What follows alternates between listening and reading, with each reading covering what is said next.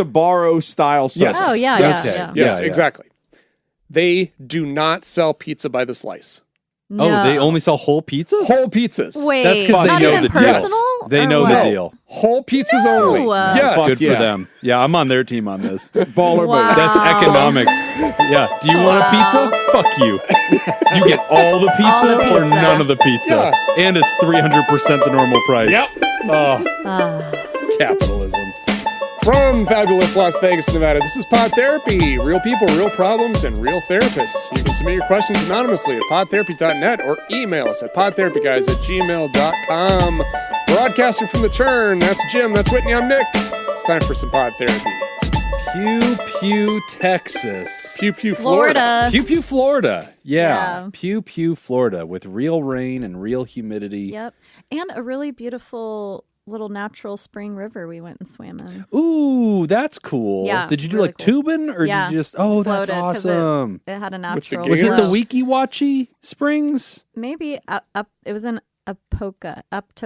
I don't know, somewhere like that. Yeah, I don't know where that is. Well, it's right by I'm your- only vaguely familiar I was with like, your Florida. mom lives nearby, right? Your mom lives there. God, this Whitney chick's a bitch. Your mom. Your mom.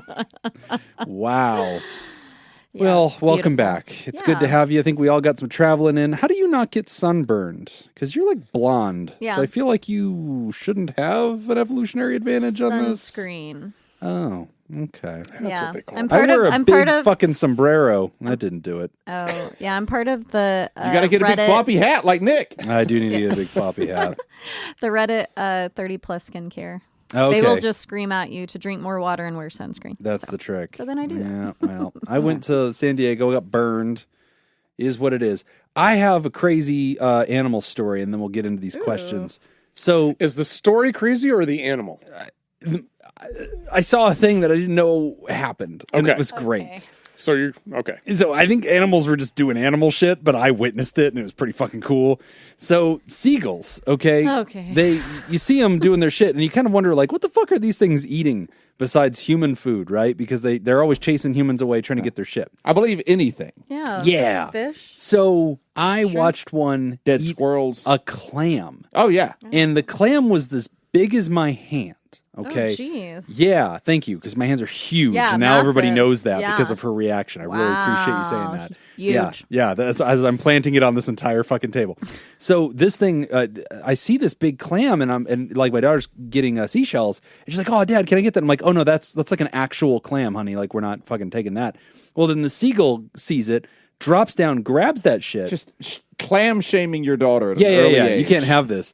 That's terrible. The seagull flies way up in the air and drops the clam So break the shell. on the hard Yeah. sand, like the wet sand, and just pah! And I see it drop, and I'm like, that's never gonna fucking work. It's sand, you dumb bird. And then I see him swoop down and pick it up. He does it again. Swoops down, picks it up. It goes Damn, even higher. brutal. Does it again. Oh, and it fucking worked. Thing pops open, and he just goes down there and triumphs. Like, it was so cool. And then we ended up taking the clamshell, which is pretty cool because he had like cleaned it dry, but Oh, Wow. nature. interesting. Okay. Yeah. I know. You learn things that They're day. really smart. Yeah, I was very Then impressed. the seagull Very just hungry. cockeyed all over that clamshell.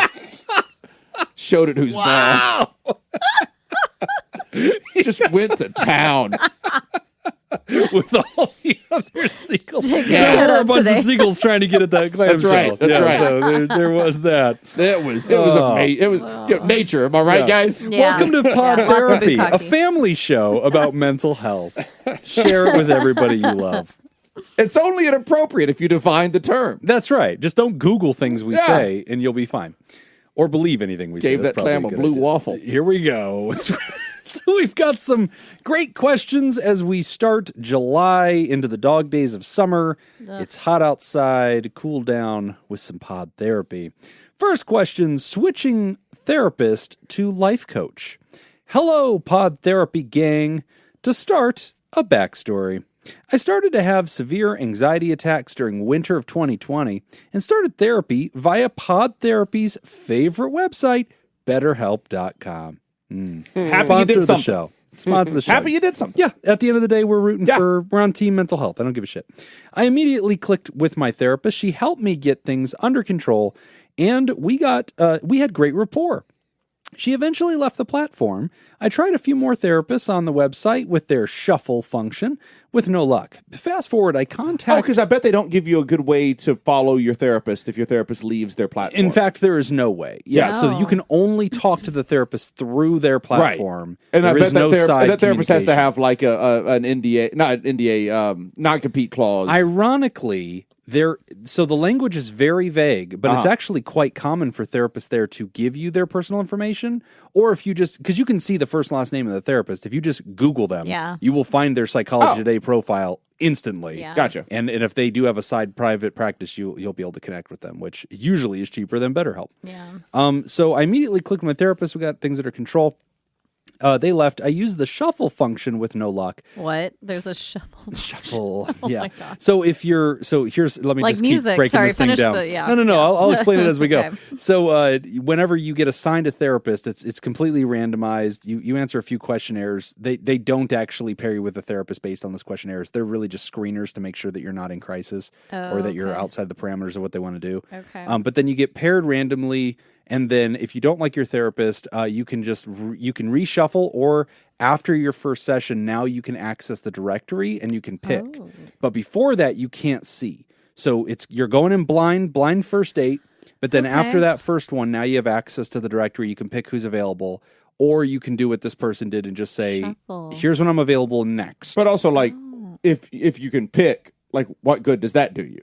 Right. If you don't know any of the therapists on there. Well, they do have little profiles, so you can click them. Oh, okay. And now you can read So you about can get a little them. more information about Now you can see the I page. see, I see. First date is always blind. Second I thought date, you meant like get you to just had a pick. list of names to pick from. Oh my No, God. no, Like, no. well, Then what yeah, good is that? shuffle. Yeah, they have a little profile, of photo. I understand. That's bad. Fast forward, I contact her now. I'm glad they thought of that before I did. Yes. Fast forward, I contact her now that she's established again, sometime later, and she explains that she can't take me on as a client because we're in different states. Apparently, this was allowed during the pandemic and ended.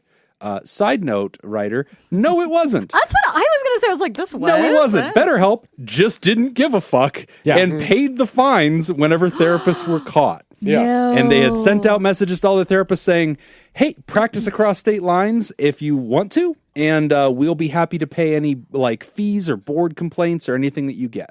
Oh my gosh. They have I did since not know chilled that. out on that Which because just there was a goes class to action. show that all of those boards are fucking toothless. Yeah. They exactly. BetterHelp exploited the problem of like, do something about it. Exactly. I haven't seen anything yet. Yeah. The question, can I contact my former therapist again and ask them to be my life coach? Pay them to listen to what's going on in my life and discuss with them and receive their insight. Are there ethical implications in doing this as a therapist? Jacob, are there ethical implications as a life coach? Thanks None that again. I can think of. No. Yep. What is this? training. How would you pronounce this one, Nick? Young Ian unconscious. I like that. Young Young Ian Ian. Young Ian unconscious. Yeah, very good. Good one. This is a really good question. And it has, man, I've teeter-tottered on all sides of this. It gets know. really, so you know what? It's funny because a different person, actually a therapist in our Discord reached out to me this last weekend, ironically, with the opposite side of the same question. They are practicing, and there's a patient who's traveling out of state who wants to work with them, but is definitely leaving the state. And they wanted my opinion on how the whole life coaching dance thing works. And I gave them kind of my breakdown of that. So I'll kind of restate it here. I've teeter-tottered on this. For years, I think I was under this idea of, okay, you can just pick a second lane. Anybody can call themselves a life coach. You can also call yourself a fucking celebrity chef. It's an unregulated thing. That's I think why... you have to be at least one of those two things first. Yeah. Well, they're exclusive to each other. You have to, you can't be both. That's ridiculous. You can only pick one. So for a while, I was on the side, as most therapists, I think, had this impression that we could open a second door to ourselves, call it life coaching. And that wasn't trying to be shady. Life coaching, the therapist's butthole. Yeah. The back entrance to the therapy The board's clinic. blind spot. Yeah, they'll never see. It's wrapped in really aluminum. want that to be like an account or a website. Honestly, that's a T-shirt. Yeah, That's a t-shirt, You need to yeah. make that. Life coaching, the board's blind spot. Yeah, the board's blind spot. Yeah, All right, yeah. I'm writing that yeah, down. Yeah, Write it create down. that yesterday. That is a great idea. That will sell out with all the therapists. They will fucking get a huge kick out of that. So for a long time, the theory was, okay, and there were proper reasons for this. There were therapists that said, look, I don't always want to work with insurance. There were therapists that said, I don't want to always have to diagnose. And there was a theory at the time, and I think it still is prevalent, that to do psychotherapy is to do treatment of a pathology. And so there were some therapists who said, theoretically, I want to be able to offer healthcare, but then I also want to be able to offer myself as wise counsel and support, and I don't want everything to have a pathology or disease or diagnosis attached to it, and I don't always want the formality of treatment planning and interventions. I want to be able to do something that feels just more, call it solution-focused, call it like life-oriented. So there was, I think, a very legitimate open conversation of this, I think, throughout like kind of the early 2000s. And then that kind of opened up wider when people said, okay, a lot of us are really frustrated that we can't practice across state lines, and there's other impairments. And so it became this thing of like, okay, every therapist should say that they are a therapist and also a life coach. That way you can like have this second door that people can walk through if they're in a different state. I was doing that for a while. And I was very comfortable with it. Yeah. And I set really clear parameters. I had a different informed consent. It said, hey, if you're here for life coaching, here's what that means. We're not doing biopsychosocial. We're not doing diagnostics. There is no treatment plan. There is no expectation of care. Blah, blah, blah, blah, blah. I can't save your life. You have to meet these, like, you have to be within these parameters of. You're going to pay me, but I'm not going to do much. I'm not going to do much. Yeah. So, like, it was kind of like, look, I'm mainly going to ask how that makes you feel. Yeah. And my logic was, look, you could hire a golf pro to be your life coach, and they will offer you whatever they can, whatever counsel, from the perspective of being a professional golfer. All their metaphors are going to be golf related. They're going to use their knowledge in one field to inform their effort to educate you or advise you in a different area. So I had kind of brought that approach to life coaching and said, okay, I can't forget the fact that I am also a trained therapist. Yeah. I'm not going to diagnose you. I do know what to monitor for. If there are problems, I will refer if I need to, and I'm going to bring what I can into life coaching. So I was cool with that for a while. I did that for a while. During that time, actually, a lot of pod therapy listeners would reach out and be like, hey, man, I'm in another place. Is that cool? And for a good amount of time, I was very comfortable with that and worked with it. Then I decided, you know what, I'd heard some kind of rumor that, like, I think, I kept seeing way too many other therapists doing this so casually. Okay. And anytime something's catching on way too much, I start to go, wait a minute. I mean, it was cool when I was doing it. It was cool when I was doing it, when I was the bad boy of therapy. Hey. Yeah, then all of a sudden fucking Jacob was getting paid, and I was like, all right, I have some questions about this.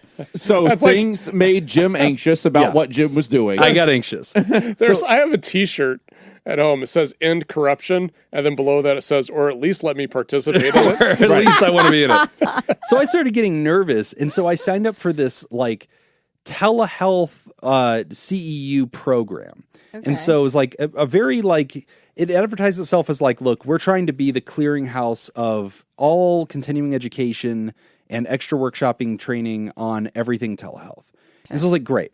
So I'm starting to do more training in there, just trying to keep sharp. And I found this whole series just on practicing across state lines. And I was like, great, that is what I want. Because I was trying to do my own research on it. Yeah. And it was really hard to find data because there's all these interesting questions. And to get like listeners inside of the baseball, we are licensed healthcare providers, which means the authority we have to practice comes from our state. There is no national license. Mm-hmm. There is a state license. Each state's requirements are different. They're very similar now, but they can be different.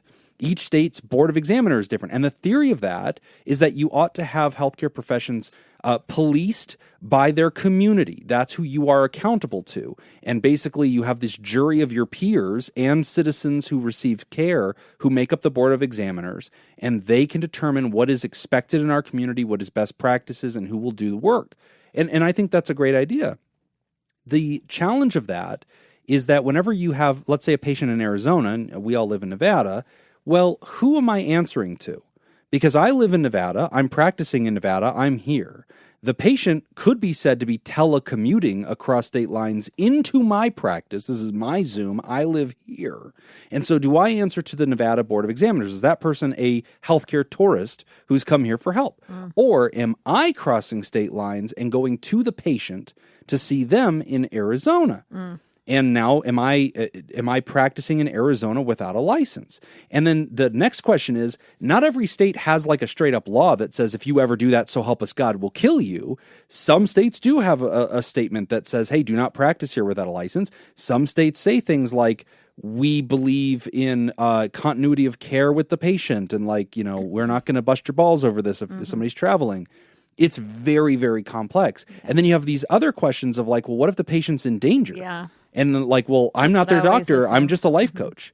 Well, is that going to fly? You know, and like, what is my duty to warn? Yeah. If that opens up a whole third question, and there's a whole database of every state's rules with duty to warn. I'm a therapist until something goes wrong, and then I'm a life coach. Right. And then all of a sudden I'm a life coach, right? Tap out. So this is one right. of the things that course was teaching.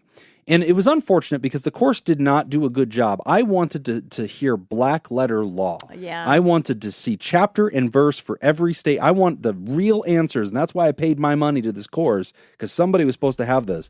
I was disappointed they didn't have that. Now Jim's teaching the course. Yeah, I want to. But this is the good function of my anxiety is I have a panic attack, and then I just research the shit out of something, and now I have like a fucking folder in case anybody needs it.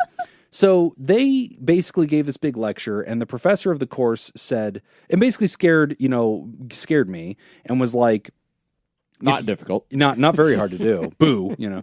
And so they said, okay, if you're practicing across state lines and you're claiming yourself as a life coach, that will not work. And they cited a law case that had happened in California where something went wrong.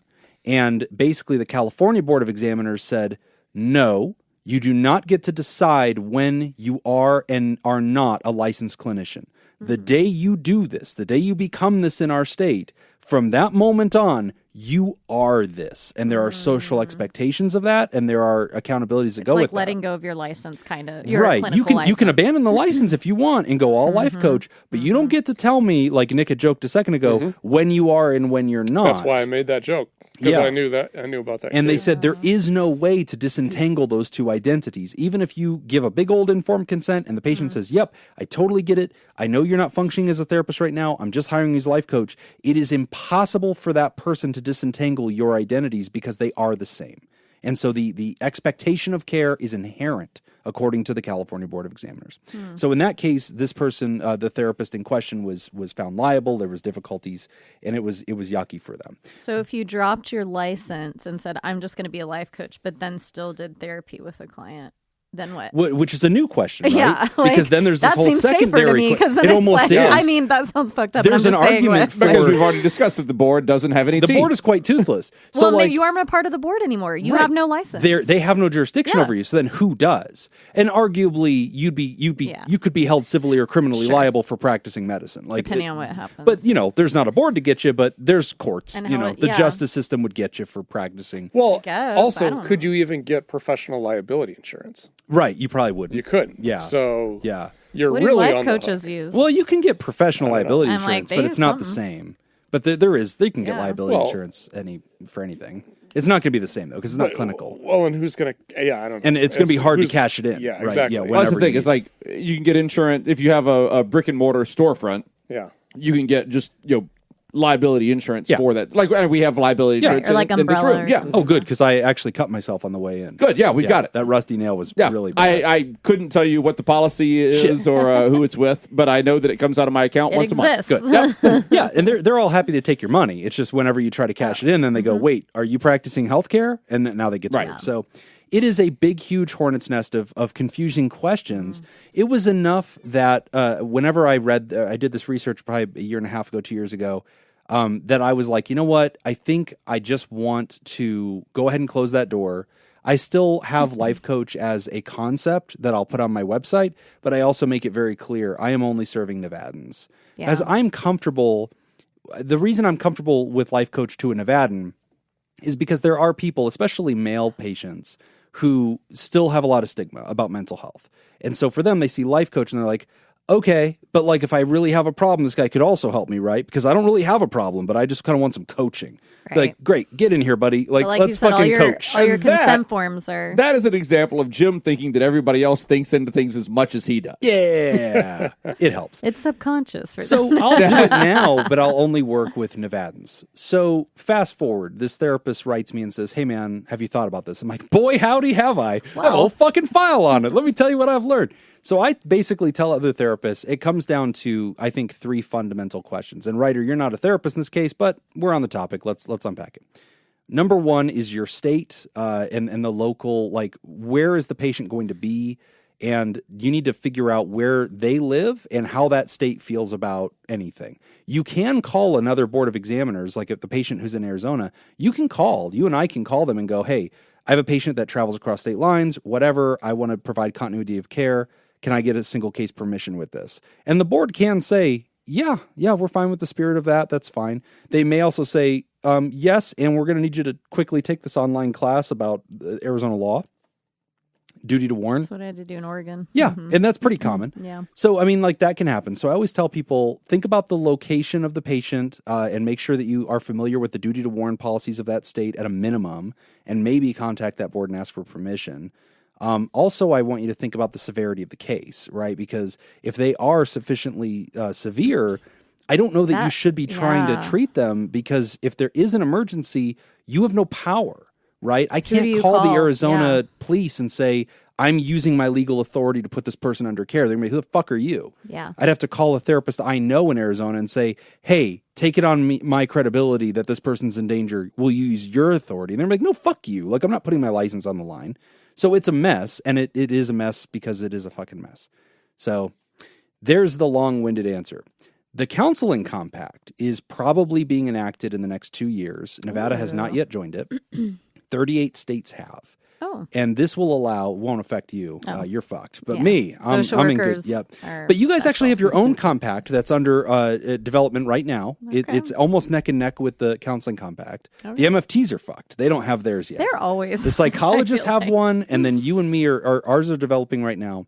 When that is enacted, you do not just get blanket access to every state in the alliance. You have to personally request a privilege to practice in with patients in their state, Okay. and you're granted it one-on-one. You still have to pay all the board fees, and then you have to take some additional like duty to warn classes and stuff for that state. Okay. But then you get one-by-one permission for whatever states you want to practice in. I like that, because whenever I've thought about maybe like a national situation, like let's say any social worker or psychologist, whatever, they can just practice in any state, no matter what. It's like great, because then your own practice could expand, but also you're kind of like encroaching. Right. I don't know how to word that, but like you're just encroaching on other people's territory, and it just I seems do have like it mixed could be a feelings about domino it. effect so that we it's- don't really know. So Nevada will go from having 1,200 therapists to 1 million. Exactly. Or Right. Yeah. But it actually, to get into the weeds for just a moment on it, I am of two minds on it. Like, No. yeah. It bothers me because if the counseling compact happens today, I am great. This show has tens of thousands of listeners, Yeah. and many of them listen to us every week because we are their therapists. Yeah. And they would love to just start working with us. And I'd be like, great. What state do you live in? Let me make one fucking phone call, and I have a privileged license to work there. We're good at telehealth. Everything's dandy. I don't have any anxiety about helping you. You're happy that you're working with a therapist you know and like. I'm happy because I can serve you. This is great. But for those poor therapists who don't have a podcast. No, yes, Idiots. they're fucked. And it actually does bother me because you have states that are high cost of living, like Las Vegas is increasingly higher cost of living. We have fewer clinicians than most states. It's a difficult place to practice because insurances do not compensate us better because of higher cost of living. We're just more fucked. And so, like, that's a problem already. But now whenever you have a BetterHelpification, where BetterHelp gets their hands on this counseling compact, it's going to be fucking crazy. Oh my Because they're just going to go gosh. round up whatever state has the most fucking therapists that they can get their hands on that has the lowest threshold of a license, and they're going to get them all licensed in every single state because they're already breaking the rules. And so now they're going to be able to do it legitimately. And now you have a flood of, fundamentally cheap labor that now enters a high cost of living market, which starves that local market of local healthcare providers, which is dangerous and is probably not sustainable long term. So there's a lot of mixed feelings about it. Now we should probably answer this goddamn question that I have not.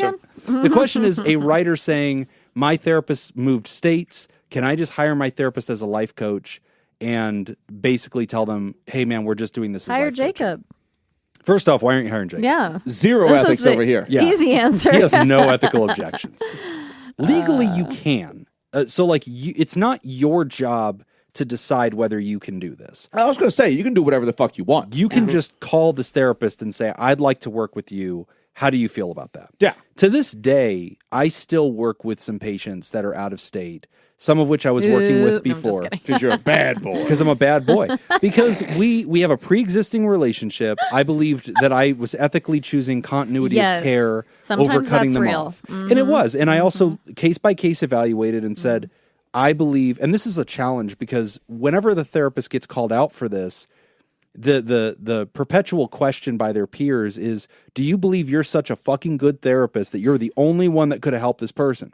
And it's frustrating because sometimes... And Jim's answer, yes, I do. You can ask my fucking trophies. How about those? So many trophies. But my argument is sometimes yes, not because I am so good, but because I'll go, yeah, this person had all of their local market to choose from and the other 49 states and contacted me and I'm doing well with them. Why are you trying to interrupt care? Right. And so I usually take the fuck you, mind your own goddamn business, let people make their own healthcare decisions argument, which is what I want in real life. Like if I have a disease and I need to go to the Mayo Clinic in Arizona or some bullshit, yeah, fuck you. I need to go get my care. And I don't want Arizona's best cardiologist being like, oh shit, I'm really sorry, Jim, but your zip code is somewhere else. You can pay out of pocket for that. Yeah, man, no, fuck you. Help me, right? And if I can make my insurance work or my finances work, I don't want to be denied care. So there's a huge philosophical debate that the provider has to wrestle with, but the writer does not. Yeah, the one time I had an issue with this was one of my clients traveled for work a ton, to different states and would stay there for 2 weeks and then maybe be back in Nevada for a week and then go somewhere else. Right. Where does he get his mail?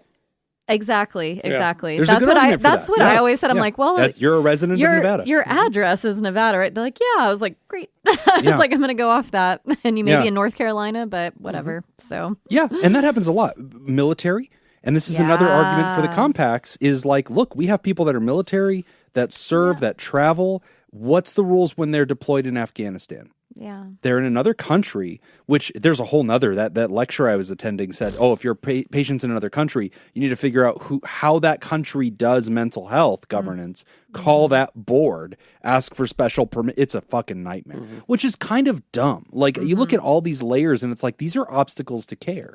I had a suggestion that maybe the writer already asked their previous therapist about, but maybe reach out to them and ask if they have any recommendations, like a referral, for a new therapist that is in your area or in your state, because they might have somebody that they know is similar to them or their reputation or something like that, or could reach out and find that, that but would if be a this little therapist easier. was already practicing across state lines under the pinky promise of better help to protect them. Right. I'm confident your therapist doesn't suffer from the same anxiousness that Jim does. I think you can just go ahead and ping them and say, hey, what's up? It's me. Can I work with you across state lines? And they'll probably be like, yeah, sure. Here's my policy. Which it really goes to and this was the third note I'd given that therapist on Discord who had reached out to me. I'd said, you think of 3 factors. 1, the locality and understanding the duty to warn and just at least having an understanding of the rules of that state, if there are any. 2, the severity of the patient. Because if they're too severe, you really should not be doing this across state lines. You can't really justify it clinically unless they're already an established patient and there's continuity of care, but then you really should be looking for a coordination on the other side of the state. And then 3, your own personal risk tolerance. For me, my risk tolerance became much lower over time, where I just started getting nervous. And I was going through a lot of anxiety, though. That was a bad year. That was a bad couple of months. Remember that? When I fucking flipped out? Yeah. And I was like, Nick, we have to go talk to a lawyer right now. I'm worried that pod therapy is bad. And he was like, dude, I'm pretty sure we're okay, man. There's a pretty good tradition of people just giving fucking advice over the internet. And no, man, I don't know. I just want to make sure we're okay. Remember that? I called a lawyer and everything. Yeah. Oh, God, I was going through a hard time. I mean, I think we're safe. We had a little comedic break with Jacob talking about seafood sex. Oh, yeah. Bukkake. So I think that we know our lane. Yeah. We've I didn't chased say away. anything about sex. You're right. Yeah. Nothing. You're just talking about delicacies. Yeah. Yeah. You're right. The Just ways talking to about do it. after dinner activities. That's right. I do like the idea of demonstrating competence with trophies, though. So I'm glad you threw that in there. Yeah. 'Cause I think when that does- questioned, just gesture to your trophy case. Look at my trophies. Look at all my therapy trophies. Yeah. I got these from internet contests. Yeah. Okay. They don't just give these away. You got to buy them. Unless you win the internet contest, and then you get to buy them. Yeah, then you can buy them. You just can't buy these. I can buy these. So, Ryder, my 2 cents, and I know I overspoke on this one, but I think in your situation, there is nothing wrong with you asking. And people will do that to me to this day. I've had people ping me who will say, hey, man, I listened to you on the show or whatever. Or, I travel through Nevada or whatever. And they'll ping me and say, I'd like to work with you. And I get to make that decision based on risk tolerance, based on their situation, what's their summary of what's going on. You're not out of your lane pinging this person and asking them. And based on the relationship you already had, I strongly suspect they will be fine with it. Their risk tolerance is low as long as the severity of the case is low and there's no particular thorniness in your locality. They probably won't care. But just keep in mind, there is 0% chance you can use insurance. Like using insurance across state lines or outside of a country almost never exists. The only time I've ever seen it actually matter or be honored is if you have an international insurance plan, like they do international business and they have a special policy that kind of gets them that, or military and government stuff. But yeah, you're well within your rights to ask. Okay. Love it. I do international business. Business. Do you practice in Spain? Perhaps Barcelona? No. Oh, No. well, you should consider it. Nah. I hear it's very nice this time of year. We're going to take a quick break, and when we come back, we're going to talk about overcoming little things. You're listening to Pod Therapy! Today's episode is brought to you by Robert Brownie, Jr. Mintz, Kayla Lansbury, Kevin Chamberlain, Lynn Stanley, Adam Hathaway, Dan Martin, Lib, Heyo, Andrew Langmead, and Bugnuts. Would you like to sponsor the show? Become a therapy producer at patreon.com/therapy. So, Whitney, you missed it. When you weren't here, I fucked Jacob up. Like, just dunked on his ass. Hell yeah. Yeah, It was- 3 trivias in a row. I was just like, bam, bam, bam, bam, bam. I won 25-1 at the end of the Wait, shit. what was the topic? I don't even remember. I just remember It I was really 25 fucking to good at 1 it. to 0. Oh, that's right. I was in second place. I apologize, Yeah. Jacob. How silly of me. Whitney, you suck. Yeah. You were terrible. Jacob's really doing better since I've got on the podcast. I mean, he didn't You lose. boosted his He didn't stats. lose March Madness. That's right. It was auction items selling price. Oh, Oh, yeah. my Apparently, I'm the gosh. fucking Rain Man of the Yeah. ship. Jim Yeah. just knows them. What's Yeah. one example? Like a used condom from the 1800s. Yeah. No, Okay. Yeah. no, Okay. sheepskin. That was one of them. Yeah, A it was a sheepskin used condom. sheepskin Yeah, condom. no, I shit you not. From yeah. from the I think 1700s. Yeah. The Pope's. Oh, the fascist fucking car. The Pope's the Harley, Pope's motorcycle. Harley yeah, Davidson. Yeah, motorcycle. Yeah, Benito Mussolini's car. Mussolini's Alfa Romeo. Yeah. Wow. And Jim just got like it was You know not what? it was not a question. You know what? Yeah. Fuck it. Let's do that one again. Just run Let's the just do same this again. questions. Jim's I like like, it. I'm here. I don't remember any of the answers. I'm just gonna go with I'll bet it would intuition. be a completely different result. It's like absolutely. Will Ferrell, Oh, no doubt. Will Ferrell in Absolutely. Old School where he just like blacks out and gives all the Yeah, answers. just like suddenly pops Will Ferrell. Or- yeah. Talks about economics. He comes Yeah. back. What just happened? No, this trivia is from Emma. This is all horse questions. Oh. From Emma. Is this a horse? Oh, come on. Actually, Emma's going to maybe come to town, and Tonka Truck, the pony, may be coming with Emma because they may be doing a show in Las Vegas or some bullshit. And this will be the okay. closest we can get to getting Tonka on the Jacob, show. can we have a horse in the studio? I don't care. How's that liability What's the insurance? insurance? Make sure you find that well, policy. the place that I visited in Florida is like a whole horse training area. There's Oh, tons cool. of horse training facilities and shit everywhere. Okay. It's wild. Tonka Truck So. the pony, the official pony of Pod Therapy. Yeah. All right, we're going to have to space some of these out because unfortunately, Emma only gave us 30 pages of trivia. Aw. I'm not kidding. This is 30 pages long. Emma just All wants right. a season dedicated to Tonka. This animal weighs 850 pounds and has 4 hooves. cow! Donkey! Zebra. All right. What is a key difference between Western and English writing styles? You can answer these, right? Buzz. No, I can. I Okay. can. Accents. Oh, shit! Give him the point. He's I right. know the answer. For reference, Western is rodeo, ranch type riding, and English is jumping, fox hunting, dressage. Oh. Isn't that just the answer then? I think. what it I mean, What that's, are the that's a lot of the differences? answer right there. All right. It is multiple choice. Okay. Oh, okay. I want Okay. the choices. Can I buzz in for extra points? I think so. Sure. Well, yeah. I think you also lose your vote. Oh yeah, I don't get to answer it again. Yeah. Okay. Yeah. So how many points do I get if I answer now versus the I say- options? Oh, I was going to say 3. But No, I 2. think All right, man 3 is it due. is. It's saddle style, I believe. I believe it's Eastern European versus Western saddle style. All right. The Western has a pommel on the front of the saddle. And Okay, the, so you're talking the actual saddle itself, not Yeah. how you're sitting on it. correct. But the Okay. actual The physical saddle. saddle. All right, let's see if that's Okay. in the multi-choice. There's a Western saddle style and a European saddle style. Okay. Okay. Okay. A, the type of saddle and riding techniques used. Oh, shit. B, I think you got it. B, Uncle Baby Billy. the type of boots worn by the rider. Hmm. C, the speed of the ride. Or D, the length of the horse's mane. Fuck. God damn it. I'm going to go with Jacob. Yeah. I think he's got it. I'm gonna join on the fucking bandwagon. I'll take that one. I'm going to go boots because I don't want to do it. Boots. And they're Jacob's. made for walking. Okay. A, the type of saddle and riding Yeah. techniques. Damn. Now, how much would that Alright. saddle go for on an online auction? How much is Mussolini's used Jim's over there. saddle? His eyes are rolling back. In All his right. Road fascist Everyone's and got to put keep away track of wet. their own score because this is going to be. All right, I've got 5. I got got Okay. 0. And Hey, inflation's a you bitch. did this. Never mind. I guess I'm going to keep track of scores too.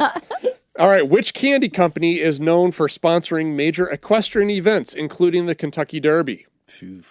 Any hot takes? Ooh. that's- Hershey's. Are you going for I'm it? going for it. Okay. I don't know. Okay. Hershey's. You know what? I can't do hot takes. I have all the. Oh, you have options. the options. Oh, You have love to your at least integrity. narrow it down, yeah. Yeah, you're right. That was dumb. Dumbass. Okay. Are you going with Hershey's? Yeah. No, I'm fucking waiting. Yeah, I'll wait. Okay. Mars, Oh. Hershey's, Oh shit. Nestle, or Cadbury? Oh, I want Cadbury. I'm going to go with Oh, Cadbury. Cadbury. Here's a good guess. That's the classy candy. They sponsor horse shit. I think that Hershey sponsors fucking NASCAR. Horse shit. Yeah. A lot of horse shit. That's what you want the chocolate to be Yeah. associated with. We Yeah. sponsor horse There- shit. Yeah. There's upper crust candy, and then there's the fucking people's candy. Is there a Yeah. way that this show can sponsor actual horse shit? Oh yeah. Can we be the official podcast of Tonka's Some would. shit? Oh, not Some only would is that a argue we great already are. idea, we're fucking doing it right now. You send us enough money on Patreon, we will have Emma box up Tonka's horse shit Oh my God. and send it to whoever the fuck you want. was We will just gonna send a suggest- box of horse shit. I was just going to suggest we send Emma a little sign with a little ground spike that she can just spike Brought into to the you by ground. PodTherapy? Yeah, Oh, right there you next go. to the shit and just take a picture yeah, of it. Do that. Do This that. one. Do that, Emma. This I was one. just going to do that. But I like boxing up shit and mailing it too. There's a number. There's a number. We will buy Tonka a thing of carrots. I will give you Whitney's address right now. Oh, shit. Oh, shit. It's actually written on the bathroom wall. You just go ahead. So we're all wrong. Mars. Mars. Oh. When you said Mars, I was like, oh. Well, doesn't Mars make Hershey? No. Okay. Good talk. All right, last one for this round. What popular video game franchise includes a faithful horse named, I think, Epona, who assists the main character in his adventures? Oh. Shut up. It's Jacob. one of two. Yeah, no it's one of fucking two. clue. No. Okay. Oh, I need I'm options. deciding if have I an want idea. to use it. Shit. I really wish I knew. We'll go 50-50. Can I have a 50-50? No. All right, I'll wait then. You have to tell me which ones you think it is first, and then I'll give you 50-50. Which can is I write it- definitely going to be the ones that I... No, you have to tell me first so I know which ones to give you for 50-50. Oh, okay. What do you guys want? I'm gonna wait. I'm Damn waiting. it. I feel like I get it, but I think I Okay, I think I know what it is. You're going to wait? I'm waiting. Yeah. Red Dead Redemption. Shit. The Legend of Zelda. That's what I was Yeah. gonna guess. Skyrim. Or Assassin's Creed. God damn it. Well, I'll tell you, Red Dead Redemption and Legend of Zelda were the two that were Yeah, in my Zelda head. was what I would have guessed. I'll go Zelda. Epona. That seems like Zelda. That seems like a... Yeah, I was gonna Although guess with Zelda. Zelda, anyway. right? They both end in Skyrim. A. Zelda. Epona. Well, Zelda doesn't I ride the thought- horse, Nick. Link rides the horse. Zelda's the princess. I just thought Jim Link would. has to go. Yeah, will I just slap thought you on Jim the would back of know the head. Zelda. Please, thank you. The listeners thank me for that. Okay, they needed me to do that. I'm That going was to go the Red Dead Redemption. Vox Populi. All right. I'm going Zelda because that would have been my The guess. correct answer is Red Dead. Damn it. It is not fucking Zelda. What? I know. We both I own both. Did you of go? these. Yeah, I said I'm Zelda. Gonna, I said I'm gonna Zelda. change mine to Skyrim for funsies. Okay. Okay. And you said it's definitely Red Dead. I'm with you. I think it's Red Dead. It is not. You're an idiot. It's Legend of Zelda. Damn it! Fucking Change what? off of mine. Shenanigans. I want to say. You know what? All right. A call of shenanigans I has believe been shenanigans has been Oh. registered. Uh oh. To get a shenanigans case, though, you have to lay something on the line. What would you like to lay on the line, Jim? Whitney's. Nope. Nope. Damn it! Again. Look. What are you laying on the line? You name the fucking horses in Zelda. I've played both games. You name them yourself. I thought Jim would have gotten When you Zelda. catch them, you name them. You don't get assigned one. You have to fucking catch them. What are you putting on the line That is for your just call true. of shenanigans? No, I did that. You want to put? Are we going to the bar after this? You want to put a bar tab on there? Yes, God let's do it. Damn it! You're not part of this. Let's okay? do it. Why isn't Whitney part of Fucking this? coattailing on a bet. Why isn't Whitney part I'm, of I'm this? the hype. Shenanigans. I'm the hype man. She's just trying to get that bar up. So, know bar, what? I so was bar gonna- tab for the night, Jim? I was gonna ask Jacob for Yeah, I a beer, think but so. I'm gonna wait. Well, So bar tab for the night? I'm sure Emma fucking did research on this. This is how I lost my doctorate. You called because shenanigans. all the signs say that I shouldn't fucking gamble on it, and I don't know what the fuck's going on. Can you? Okay, if I may, point of clarification. Nick, what Zelda game specifically did Emma say? It kind of feels like this is you trying to weasel out of this. I just don't want to if I know. wanna- What Yeah. does it say? Nick knows Jim pretty Jim, well. the shenanigans call has been made. Yeah, there's no weaseling out. Yeah. There's no Is further Rob information. the charge, or do I go for it? Okay, you And if gotta you say drop the charge, you have to give Nick a hug and apologize to him. Oh no! Oh, bar tab. Let's go. All right, okay, bar tab. Let's tab. fucking There it go. is. It is the Legend of Zelda. Legend of series. Zelda. Epona. Yeah. Epona is a recurring character in the Hey. Legend of Zelda series. There it is. Yeah. Boy, I'm thirsty. Yeah. Huh. I'm thirsty for expensive booze. I guess. Appearances, It's got to only be an Ocarina of Time and nope. maybe Majora's Mask. it's in those. It's also in the Minish Cup, Twilight Princess, BOTW, and TOTK. Oh, the I don't know fuck what it those is. Yeah, you can fucking name them yourself. are. Other if you appearances are Link's crossbow training, the Okiara of Time, want. Ocarina. whatever, and there's something else after that, and then Hyrule Warriors. God, But my So, man, it only- was in Zelda a lot. I did play Hyrule. But my Warriors. only question is do we have to go to our usual place or can we pick some place on the strip? Yeah, No, we're just going to Bellagio. Yeah. Okay. It's fine. Top of the world cafe. Actually, we're going Yeah. to our usual place, but we're ordering booze from Bellagio. Yes. Sir, can we order everything Postmates? Hey, you guys can't bring this in here. Just charge it to us. That's, That's fine. fine. We'll Yeah, pay that's the fine. fee. Yeah, We'll yeah. pay the fee. whatever it costs. Do we Money need a is liquor no license? object. Yeah, we will apply for a liquor license. All right, so 3-1-1. Is that everybody has one except for Jacob has three? Is Yeah. that where we landed on this? Yep. Shit. Man, Jim talked a big game before the show started, Damn didn't it, he? Emma, you fucked me. You fucked me good. Whatever. I'm just proud that I remembered that about the saddles. That was that was impressive. honestly That was very impressive. impressive. I know Yeah. my horse saddles. You watch a lot He's a more horse guy. dressage than people realize. That's true. You know, It's true. people don't peg you as well in general. I disagree. I grew up next door to a horse farm. Oh, okay. Yeah, out in the country. Checks out. Our closest neighbor was like a mile and a half away, and I would ride my bike down to their farm, and they would let me ride their horses. Okay. Yeah, so I grew up riding horses at my neighbor's house. Which style did you ride? Did you English? The saddle that they had that they liked for the horse that I rode was a Western saddle, so I didn't have an option with that. Cowboys, learning to rope and ride. But I always liked the. I always felt like I would like the Euro saddle better because there wasn't a big horn there right in front of my balls that I would bounce onto from time to time. A lot of people don't know that the Europeans no testicles, just not a problem. No, the Western people had no testicles. Oh, that's right. Shit. That's how that worked. Yeah, because like because I wasn't that big, so like you'd get kind of tossed around every now and then by the horse, and every now and then you just land on that fucking horn on the if you weren't ready for it, because I wasn't like a great rider or anything. I don't know what that's all about. Overcoming little things from Dale the King. Hello, Jim, Nick, Whitney, and Dr. Jacob Smith, PhD. I've been listening to your show since your 2022 Reddit AMA and thoroughly enjoying it. It's a great compliment to my regular therapy sessions. I really appreciate the vulnerability others exhibit by asking their questions. I can usually take something relevant to myself from those answers, and if not, I always learn something. So I thought I would take the opportunity to offer my own question. I've been in therapy for about 5 years, the last 3 with the same therapist. I really like my therapist. We have excellent rapport. It has definitely taken time to build that relationship, as I'm typically slow to open up. But it feels like just about every session we make progress. Or rather, as I'm sure he would prefer me to say, I am able to realize or acknowledge some progress I have made after talking through something with him. I'm going to use the terminology he often does in our sessions because I'm not sure how else to term some things. I struggle with anxiety and depression and have for about 20 years. Many times our work focuses on updating old systems within my mind that have typically run the show. I am a recovering perfectionist who has often tended toward black and white thinking. Did you know that if perfection is your benchmark, it's impossible to succeed? Who knew? And when you couple that with a fear of failure and embarrassment, growth is off the menu.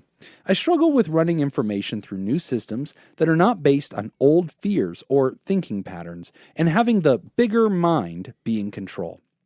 The old system completely ran things for so long, it just feels overpowering much of the time. I know I'm making progress, but it seems incredibly slow and can be painful.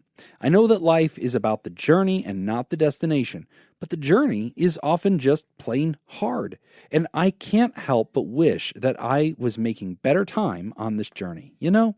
I know one of Jacob's favorite life coachisms is fake it till you make it. And honestly, arguably my only one. And he was only specifically talking about orgasms. And honestly, that aligns very closely with some of my therapist's regular advice. He likes, if you build it, they will come. Also about orgasms. But you tell your fucking therapist that I've got all the rights to all those things. I got the corner of the market. Yeah. I want royalties every time. I want a nickel every time your therapist says that. But Shoeless Joe and the rest of the personal growth baseball ghosts don't seem to be showing up. So here are my questions. What is your advice on more easily or regularly accessing the bigger mind when the old systems are trying to run things? Do you have any tips on recognizing or acknowledging the little things? I wonder if it might feel like more progress was being made if I could more easily notice slight differences from how I would have thought or felt in the past, instead of just waiting for a problem to be 100% solved before a part of me allows myself to feel like I am progressing. Thanks for taking my questions and for all the laughs. Sincerely, Dale the King. Pronouns are he and him. P.S. I just want to say I really enjoy listening to the 4 of you together. It's safe to say you absolutely nail the goal of the show, providing mental health information and awareness in an entertaining and engaging way. Yes, Nick, I know I need to put that in a review, and I will. Also, Jim, I want to say I really admire how well you seem to be able to take jokes made at your expense. As someone who struggled with being overly sensitive and self-conscious this part isn't written down here. for much of my life, nice. I really respect that as an attribute of yours. Fucking fuck you, Dale. Fuck you. God damn it. Fuck you, Dale.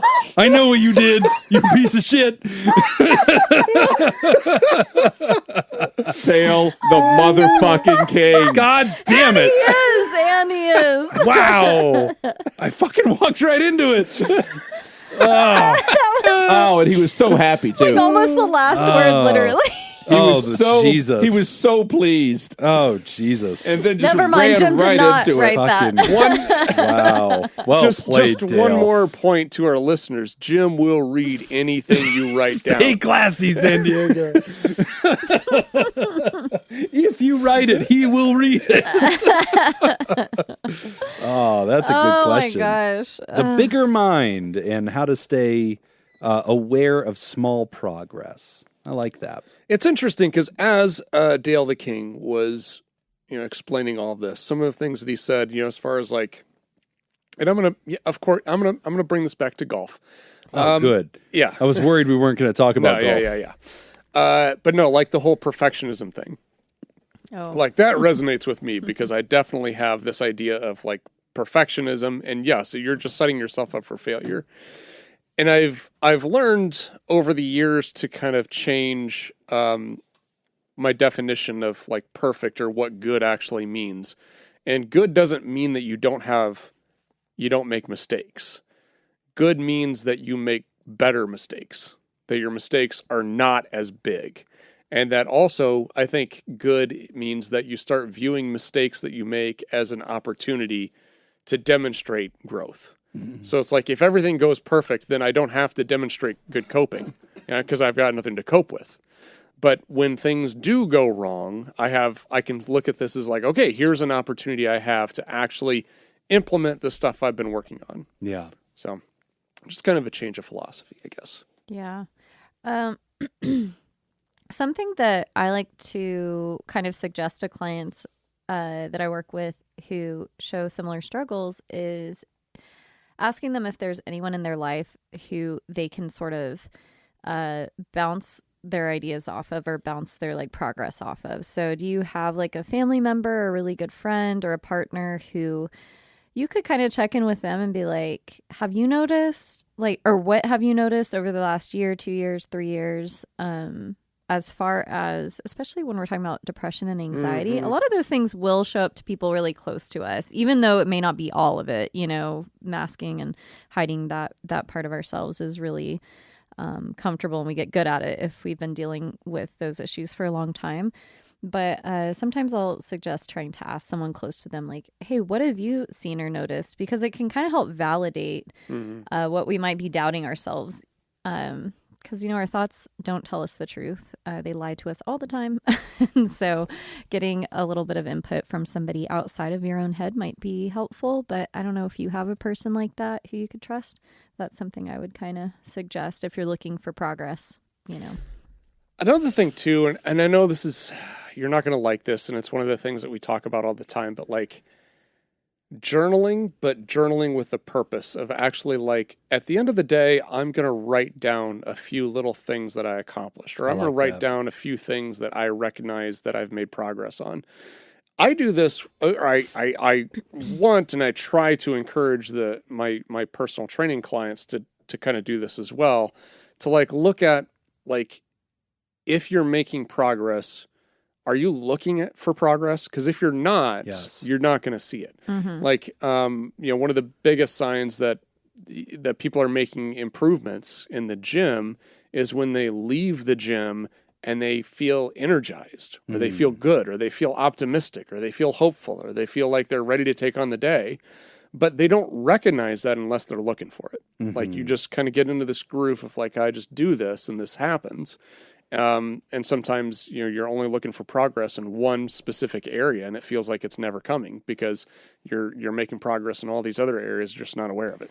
Yeah, kind of a solution-focused take that I like to use as well is starting to scale things. So when you're journaling, and it sounds like there's slow progress there, but progress nonetheless, try to find things to sort of scale for yourself emotionally or mentally. Like, how depressed are you feeling this week? Or like 1 through 5. Yeah, 1 through 5, 1 through 10, 1 through 100, doesn't matter. But whatever scale you want, just keep with that and maybe start marking it, because that can bring awareness to what is actually happening rather than letting our feelings consume us, Yes. once a month. And then you're like, gosh, I just went backwards, Right. 100 steps. Like, Yeah, because that's a feeling, but probably not a fact. And I love what you're both saying there about documenting incremental progress. So you can, to me, that's fastening the hook on the cliff. That's the safety line, so that when you feel like you fall and you're like, oh man, I'm starting all over. It's like, no, you're really not though. Look at where you once were. Look at the incremental progress you've been making. That's a pattern, right? And like that matters for something. You're spending more days in a better state than you used to. Well, That's tremendous. It's also just priming your brain to see things. Right. I mean, if you've ever shopped for a car, and you've never seen this one particular car, but now that you're looking at it, you're like, okay, this is the car I want. I want this particular brand, this model. I want this trim. Yeah. I want this color. And then all of a sudden you see them everywhere. Right. Yeah. It's not like they just became. That's a really good point. That's Yeah. very It's true. like, no, they've always been there. You weren't looking for them. Yeah. Do you have any Now you idea do. how many fascist cars I have seen since the last episode? They're everywhere. So many Fiats. Okay. Yeah. Oh, It's an Alfa Romeo, but yeah. I assume they're all fascist. Are you sure? I thought think you it was were a just- Fiat. No, it's an Alfa Romeo. I thought you were just going to Mussolini's say. car? Yeah. Yeah, no, it's Alfa Romeo. Did we talk about Fiats? I don't think so. I think we just assumed they were also I think fascist. you two are just... That's what the F in Fiat is. No, I for. thought we had talked about Fiats, and I assumed that was why we talked about Fiats. I might be conflating another conversation. I don't know. Yeah. It's entirely possible. No, I love these points about solution focus. So several things that I think we can borrow from solution focused brief therapy that help people find that progress. One is if I meet with somebody and I say, so one of my favorite questions from solution focused is, what's going better this week? Tell me about something that you're doing better that we're improving on, right? And so like, let's take it from addictions. If somebody says, yeah, I'm really trying to, deal with how much I've been drinking. And I'll ask them like, okay, tell me something that's going better this week. And I'd be like, well, I don't know, nothing. I'd be like, okay, zoom in on that, tell me. And then we're really taking inventory. Like, well, I guess I had one less beer. And then my next question, how did you manage to do that? Yeah. And they're like, well, why does that matter, Jim? Who fucking cares? I'm like, no.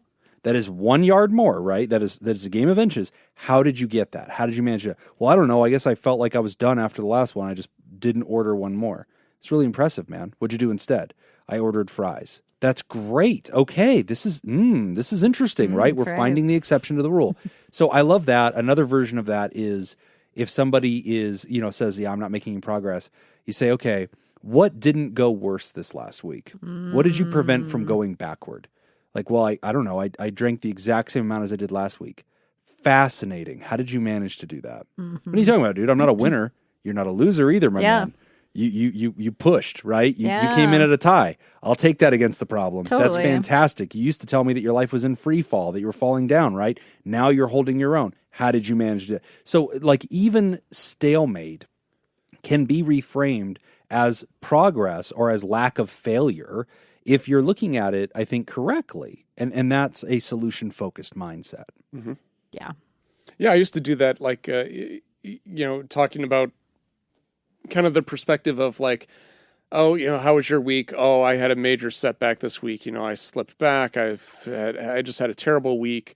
Where would you say you're at on that scale? I got down to a 3. And I'm like, wow, okay. Well, last time we had a similar situation like this, you fell all the way back to 0. How did you catch yourself? Yes. How did you stop? That's at where 3? scaling is so useful. Yeah. Absolutely. Yeah, or somebody like with anxiety, 1 through 5 scale, and they'll be like, "Gosh, Jim, I think I was at a 4." Like, wow, how did you stop that from getting to a 5? Yeah. And they'll be like, I don't know. But now I'm bringing their attention to anything, even microscopic details that they were doing correctly. And this is how we are evading the problem. And we are creating a new, system of that bigger mind thinking, which is I'm solution focused. I'm being mindful. But this is great, Dale. I think that I love that you're sticking to it. I mean, 5 years in, which is awesome. And I know some people hear that, they go, Jesus, do you always have to be in therapy forever? No, not at all. It depends on the person, depends on whether they like it, if they're benefiting from it. Some people, go golfing every weekend and that's their therapy. Some people go to therapy and that's their therapy, teach their own. And so it's working for Dale. And Dale, if it's working, I want you to keep doing it.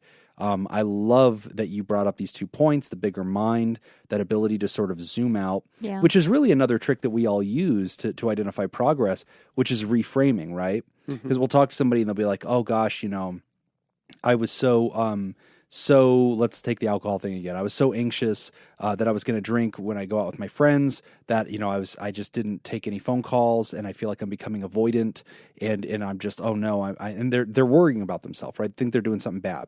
But we'll reframe that and say, wow, Dale, I love how vigilant you are lately. I mean, what you're calling anxious, I understand why that feels that way, but I want to call that word vigilant. I notice that you're being very protective of your sobriety lately. You're taking it really serious, and I can tell you really respect the disease. And you know what? The only way you're going to achieve recovery is if I see respect for the illness. And I see you respecting it. You're not just hoping nothing bad happens. You're ensuring nothing bad happens. And when you talk that way about the problem, Dale, then you hear that and go, oh, yeah, I guess I'm doing all these better things. And that's the bigger mind. Yeah. The bigger mind sees things from that global perspective. The big picture is rooting for you, assumes everything under good intentions, finds your strengths, augments and complements those.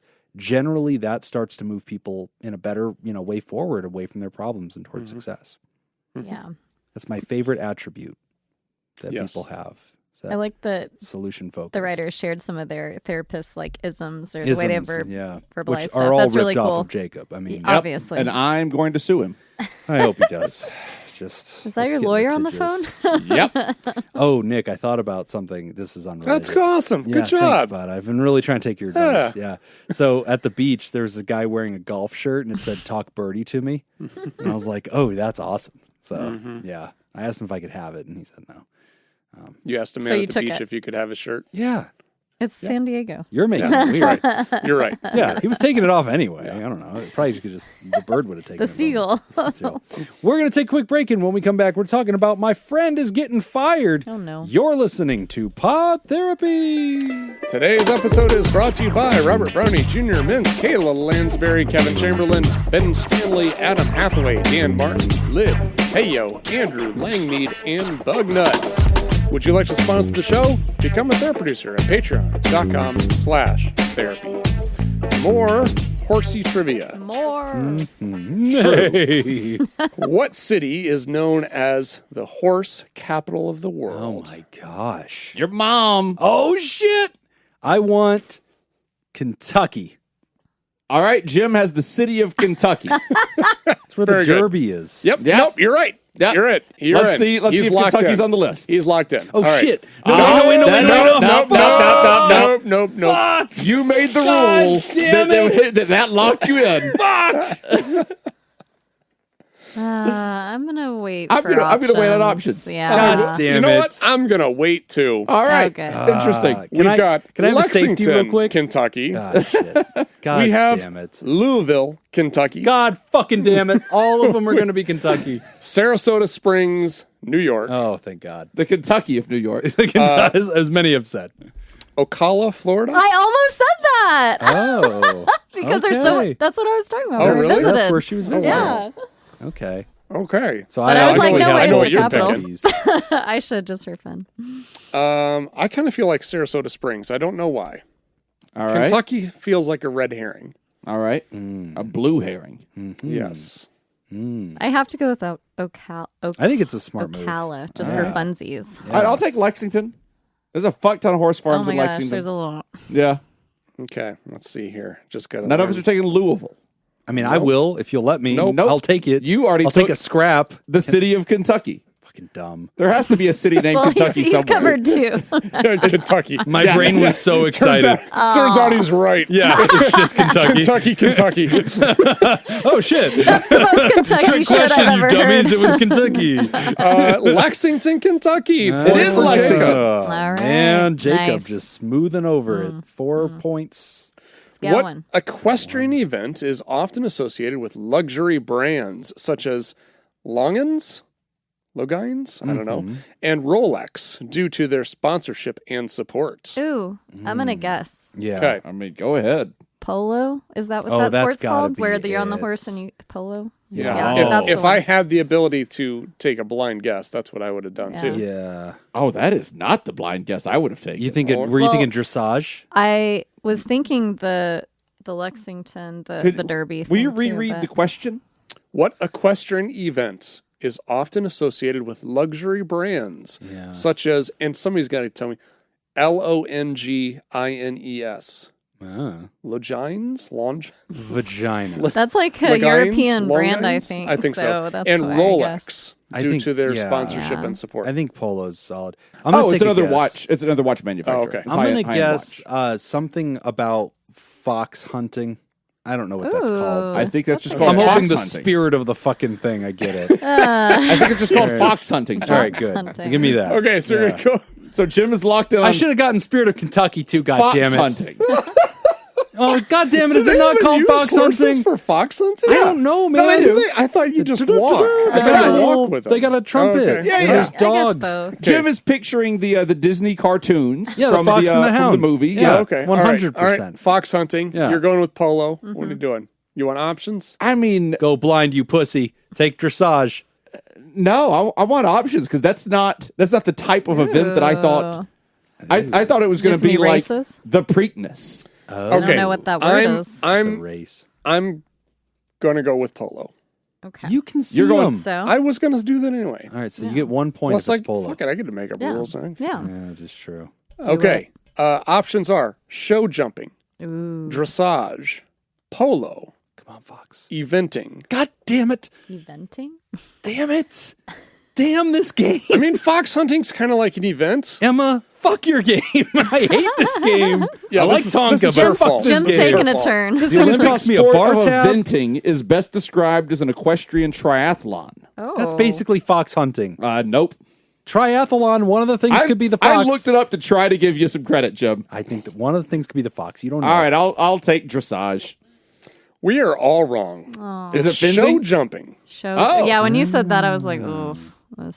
But Okay. still, I the would have guessed Royals. polo because polo, Polo like, seems All solid. that's those rich expensive. people. How Yeah. many horses do you need to play a polo Oh, match? It's so like many you need horses. like at least 3, Oh my right? gosh. Something like that. That's insane. Yeah. I think a group of 3 or more horses is called a polo. Oh, shit. Apollo 13. Oh, my God. It all makes sense There's now. a very specific number of them. Okay, last one. What is the name of the high-end equestrian center in Wellington, Florida, known for hosting elite competitions and attracting celebrities? Jim's place. Jim's mom's place. Starbucks. The elite. The Batmob Memorial Coliseum. I'll wait for options. I got to take Yeah. options. Options. Even though I really need the 3 points, but whatever. Okay.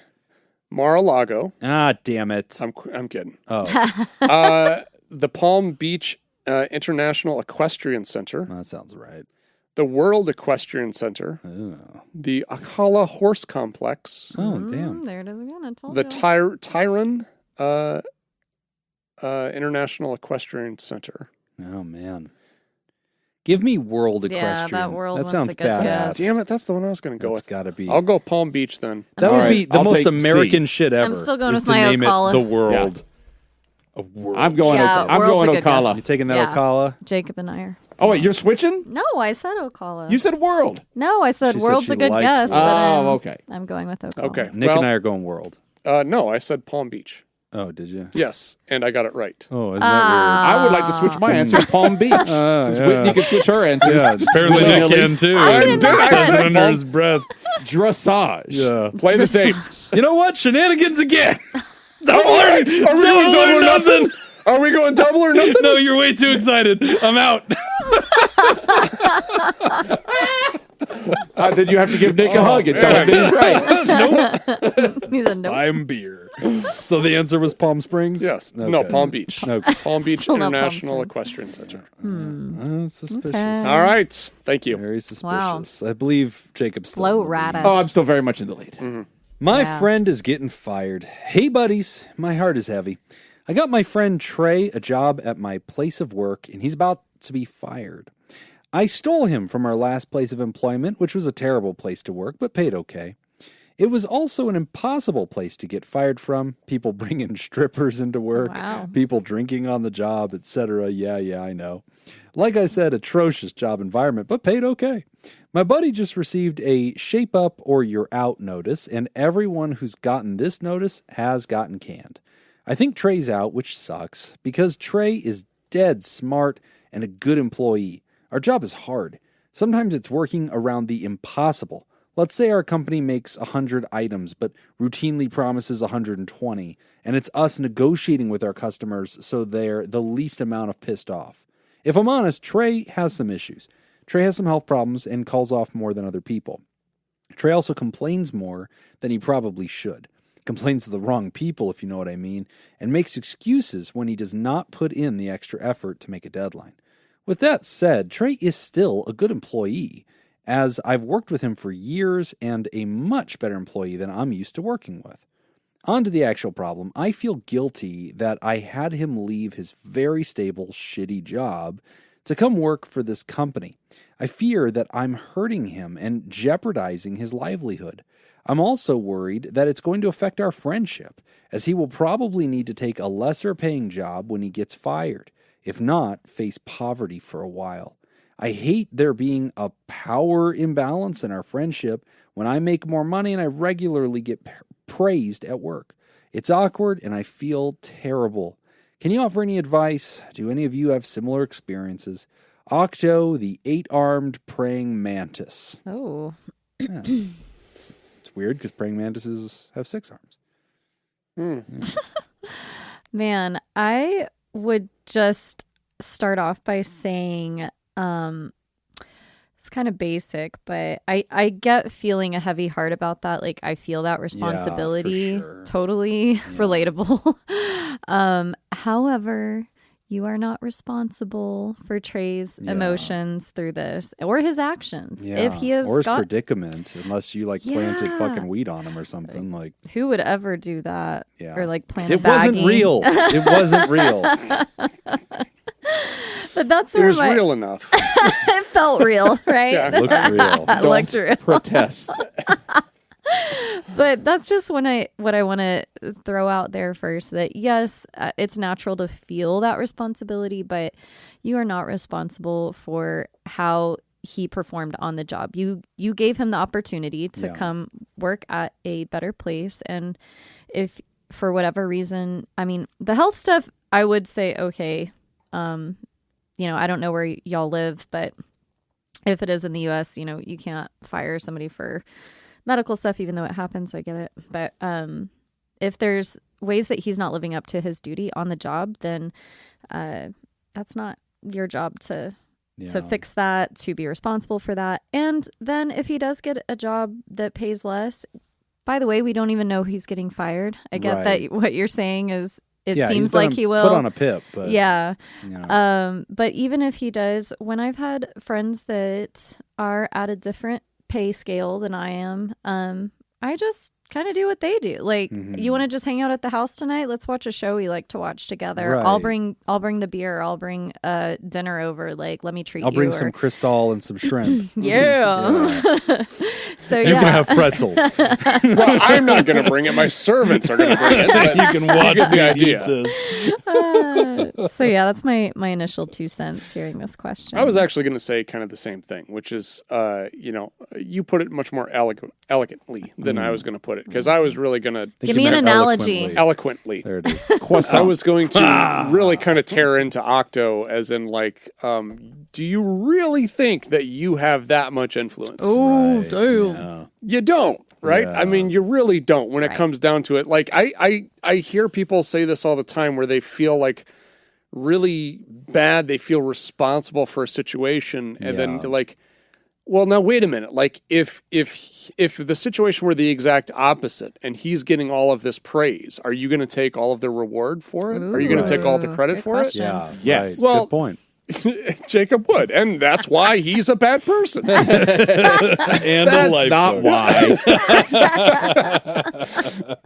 But that street goes both ways. So, if he worked really hard and he did a great job and he got praise, you're not going to take credit for that. You may take credit for hey, I'm glad I brought you on board. Right. I'm glad I kind of opened this doorway for you, but he gets the reward for the work that he's done.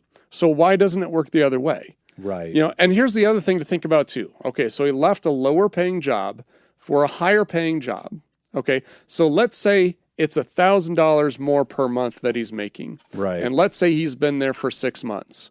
So that's $6,000 he's got in his pocket now that he wouldn't have had if he stayed at his other job. That's a good point. Yeah, Okay. that's Solution a really good focused. point. Yeah, Again. that money, they don't take that money back. Right. Yeah. So he's still taking that home, that's a really even good if he point. loses that job. Oh man, I hope they don't take that money back. Oh no.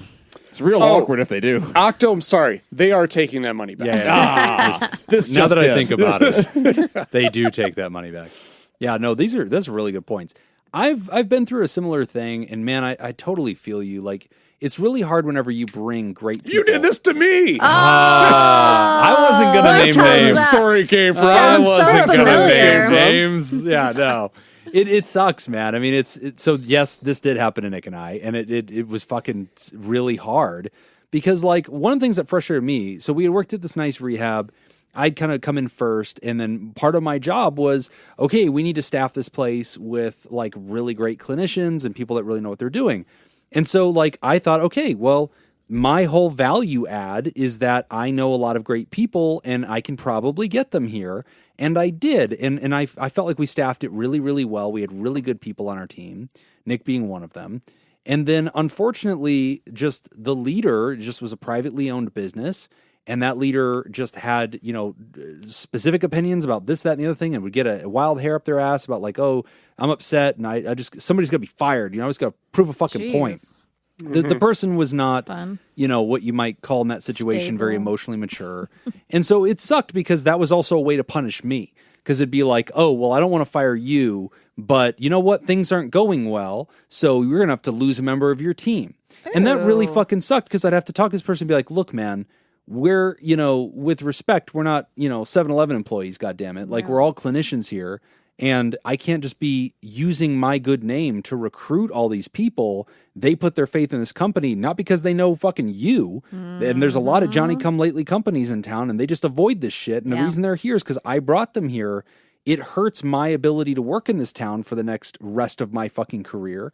If you're going to do this. And it would be like, well, whatever, I'm pissed. This bad thing happened and now I'm mad and you got to get rid of this person. So this had happened several times and it really hurt because I was also in that case, those people's supervisor and they'd come because I'd asked them to, and like we had a good relationship and I thought they were doing great work. Like the writer says, where it's like, they're not the problem. Like our company was struggling in some ways. It had nothing to do with our department. It had to do with marketing. It had to do with their ability to bring in business. We were good at our part of the job, but it didn't matter. And we were held to these impossible standards, and that really sucked. So I do know what it feels like, Ryder, and it is really hard. And, I think Nick's absolutely right. Like, it's hard not to personalize that and feel like, oh, no, I failed you. Like, you're my friend. This bad thing is happening. And I'm supposed to, like, I have access behind the scenes. Like in the writer's case, they're sort of peers. I had access behind the scenes to see that my boss was, like, targeting people. Ugh. And then it's like, I'm begging for them not to. And I'm like, no, let me talk to you about this or as we whatever. know. Well, no. So, kidding. yeah, this did happen. So Jim's hero story here. They did tell me, the boss did tell me one night, you're going to let go of Nick tonight because we had a stupid AMA, a patient left against medical advice, which happens all the fucking time. all the time. In substance use. But, the census was very low. The company was struggling. Again, marketing's fucking fault, not my fault. And then this patient was going to leave. And then the boss was like, this is, ridiculous. You guys can't even keep this patient. And I'm like, dude, percentage-wise, we're crushing it. Like, I've worked at other rehabs. Like, I am destroying the AMA number. We offer great service. Everybody's very cared for, blah, blah, blah, blah, blah. But he was pissy, and he basically just wanted to scare me, I guess, and was sort of like, all right, to get rid of Nick. And I was, it backfired on the guy because he didn't realize that Nick's my ride or die. Oh, yeah. And so, like, I went to him, I said, I volunteer. I will fucking leave. And I volunteers tribute. You're going to need Nick. No, I told him. I did. I was, I fucking volunteer. No, but we got into it that night because I was like, no, you're going to need Nick because I'm leaving. And he's like, whoa, what the fuck's going on? And I'm like, no. Like, clearly there's a problem. I didn't mean a baby come back. Yeah. No, that's exactly what fucking happened, I too. know. I know. Yeah. And so, like, he did this bullshit because he's like, well, clearly. And I was like, no. Nick showed up here in the middle of the night. AMA blocked that patient, worked his balls off. He is the reason that, 2 other people are still here. And so if you believe that we are fundamentally doing this wrong, then that comes back to me, and I should be the one to exit, and you should reform your policies and stuff because it shouldn't be that way. So, of course, called his fucking bluff. Yeah. And then he was like, all right, well, let's talk about it. Like, let's not rush to any fucking... you're the one let's just rushing not to do anything. things. Yeah, and so then he was like, well, fucking calm down. Then he waited a while, and then eventually the same fucking thing happened where somebody left and the census was low, and this time he just fired both of us. Oh, okay. Yeah, and so he's like, you know what? Fuck it. Like, Yeah. how about you both just go? And it's Yeah. like, great. But it's because I'd already tried this move once, and Yeah. ridiculous. You only get to use that move once. You can only move it once. Yeah, exactly. Can't do this game over and over again. Once I'd done it once, he realized, okay, so I just have to think bigger, Yeah. and eventually do what I have to do. Yeah, and the for funny him. part after that was that he called me 2 months later. And Yeah, like, offered you the job. Yeah, Yeah. the same, Yeah. like Yeah, No. double the salary. Yeah, Can you come back? yeah. Not worth Yeah. it. I'll give you the money. Yeah. Up front for an Upfront. entire year. Yeah. Entire year, you can just take this God money. damn I'm it. like, Are you ah, fucking so serious? funny. Yes. Oh, Yeah. absolutely, he did that. Yeah. And Nick called me the day it happened. He goes, guess who Yeah. called me?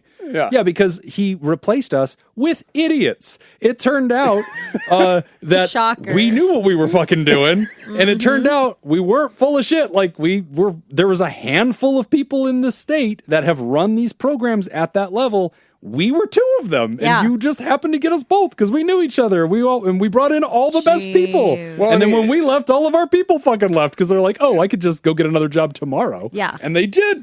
They all left. he just kind of had this philosophy that he can just fire his way to success. Oh my God. Yeah, He's just like, I'll just keep cutting. firing people until I Yeah. finally Great get what I business want. practices. Yeah, it was not successful. Jeez. So, but Ryder, I relate to the emotion, what that feels like. It is scary, and there is this sense of like, oh no, I have failed my friend. Somehow I should have protected them. And I remember this feeling too. I remember thinking like, oh no, because I think that you were working somewhere else before we recruited you, because you had, no, that's right, because you had been with another company. That company had, I think you had exited that company. It closed. But we weren't ready to hire at that time because we still had our clinical director. So you got set up somewhere else, and then our CD left, and that's when I came and got you from that place. So it was a very similar thing where it was like, well, he has like a solid gig that, I think it was, again, one of those jobs you can't be fired from necessarily. Like, you were set. Like, you weren't going anywhere. So, but yeah, like that was, but I think the thing that ultimately, I think, I believe I'm not making this up. I believe this happened.